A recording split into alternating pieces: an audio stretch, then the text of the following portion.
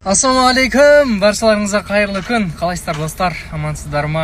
Бүгін негізі ерте тұрған болатынмын. Ерте тұрған жігіттің ырысы артық дейді ғой.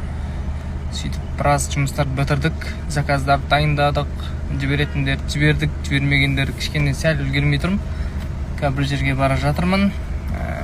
Қазір қайтадан офисқа келіп жұмысымды жалғастырамын. Бұйыртса неге Россияға 3 заказ жіберем. Түркістанға бір заказ жіберем, Қостанайға бір заказ жіберем керек.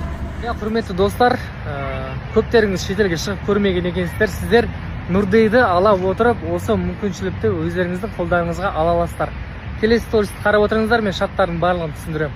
Құрметті достар, ойлаңыздаршы, Турция елінде 3 қаланы аралайсыздар. Анталия, Памуккале, Каппадокия. 5 жұлдызды қонақ үйде жатып, демалып, таңғы ас және де тегін гейт, и потом ішіндегі трансферлер барлығы тегін. Оның барлығы просто сіз Нұрдейді сатып аласыз, және де ұтысқа қатысасыз. Ол ұтыстан сіз бір жолдама ұтып алатын болсаңыз, бір жолдама 2 адамға арналады.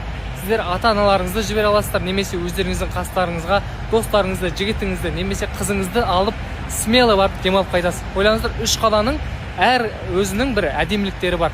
Кинодан көріп жүрген, турецкий сериалдардан көріп жүрген жерлерді көріп қайтасыздар.